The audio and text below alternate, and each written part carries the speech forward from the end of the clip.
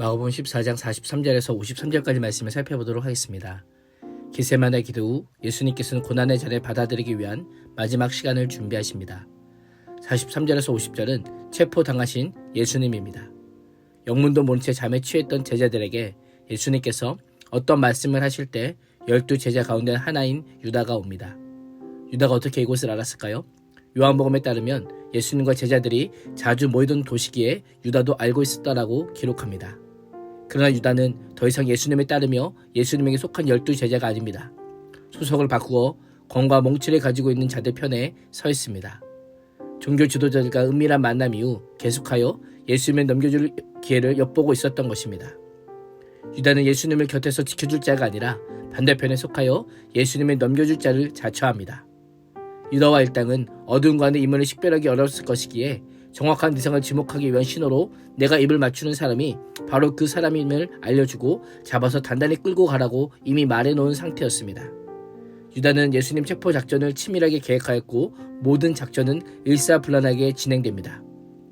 유다는 와서 예수님께로 다가가 라비어라고 부르며 입을 맞춥니다. 입맞추다라고 하는 단어는 열정적인 입맞춤이라고 하는 의미가 있습니다. 유다는 자신의 배신을 위장하기 위해 정열적으로 입을 맞추었던 것입니다. 원래 입맞춤은 존경과 사랑의 표시였지만 그날의 입맞춤은 역사상 가장 비극적인 배신의 입맞춤입니다. 유다가 입을 맞추자 무리는 즉시 달려들어 예수님을 체포합니다.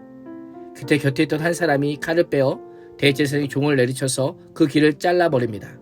그 종의 이름이 말고요, 칼을 휘두른 사람은 베드로입니다.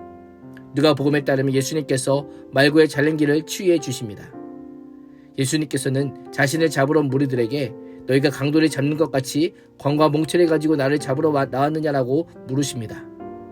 지난 며칠 동안 성전에서 가르치실 때에 보았던 자들임을 아셨습니다.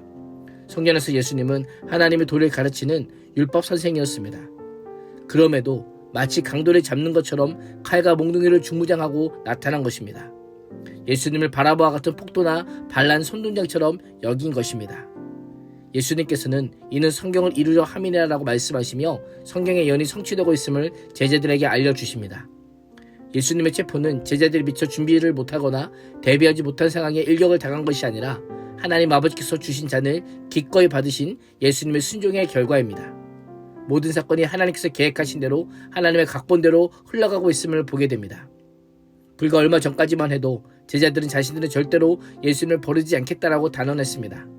그러나 예수님이 체포되는 순간 모든 제자들이 예수님을 버리고 도망칩니다.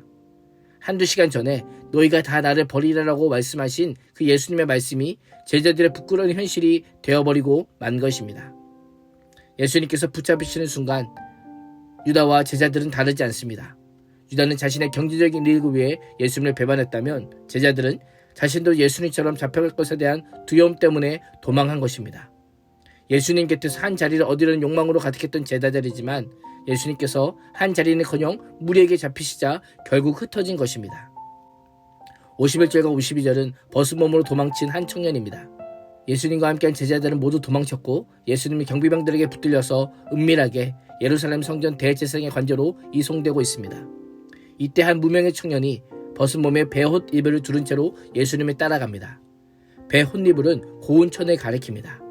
이 천은 암호포로 만들어진 매우 비싸고 값비싼 것이었기에 일반 서민들은 일상적으로 입지 못하고 시체를 싸는 용도로 사용하는 정도였습니다. 부자들에게는 잠옷이나 시원한 겉옷을 만드는 용도로 사용되기도 하였습니다. 청년의 배옷 이불을 두르고 있었다는 것은 상당한 부유층이었을 것으로 추측합니다.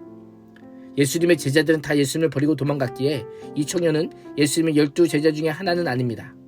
겟세마네 동산에서 예수님께서 체포당하실 때부터 다른 것도 아닙니다. 이 청년이 누구인지 전혀 알 수 없습니다. 이 청년이 마가복음에만 등장한다는 점에서 학자들은 마가복음을 기록한 마가 자신의 것으로 추측하기도 합니다. 만약 마가라면 예수님을 체포해 가던 무리가 예루살렘에 있는 마가의 집을 지나갈 때에 시끄러운 소리를 듣고 붙잡힌 자가 예수님이라는 사실을 알고 따라왔을 것입니다. 함께하는 사람 하나 없이 홀로 체포되어 가는 예수님의 모습을 보면서 외면할 수 없었던 겁니다. 그래서 잠옷 차림 그대로 급히 따라온 것입니다. 이 청년 또한 예수님을 따라가다가 무리에게 잡히자 배옷 이불을 버리고 벗은 몸으로 도망합니다. 자신을 붙잡은 무리로부터 목숨을 부지하기 위해 필사적으로 도망쳤던 것입니다. 무리들에게 붙잡혀서 끌려가시는 예수님과 동행하는 것 같았지만 이 청년도 자신의 생명의 위협을 느끼자 예수님과 함께하기를 포기합니다. 예수님을 팔았던 유다나 예수님을 버리고 도망한 다른 제자들과 큰 차이가 없어 보입니다. 이 모습은 예수님의 말씀처럼 모든 제자가 예수님을 버렸고 예수님 홀로 넘겨졌다는 사실을 강조하고 있습니다. 내가 만약 예수님께서 붙잡히시는 그 현장에 있었다면 어떤 태도를 취했을까요? 제자들처럼 예수님을 버리고 도망갔을까요? 아니면 한 청년처럼 주를 버리고 도망가는 대신 그래도 어느 정도는 주님과 함께 했을까요? 본문에 등장하는 똑같은 상황이 아니더라도 우리는 오늘도 비슷한 상황을 만날 때가 있습니다. 결정적인 순간에 예수님을 따라갈 것인가, 도망칠 것인가, 때로는 예수님을 따라가서 충만한 은혜를 경험하기도 하고 때로는 도망쳐서 자책하기도 합니다. 주님을 따라가는 힘과 능력은 우리에게 있지 않습니다. 어떤 시련과 고난이 찾아올지라도 도망치지 않고 주님과 동행하는 참 제자가 될 수 있기를 주님의 이름으로 축복합니다. 기도하겠습니다. 하나님, 유다의 뻔뻔함과 제자들의 오만한 과신과 한 청년의 소극적인 담대함이 우리에게도 있음을 고백합니다. 어떤 상황에서도 주님과 동행하는 제자로 살게 하여 주옵소서. 예수님의 이름으로 기도합니다. 아멘.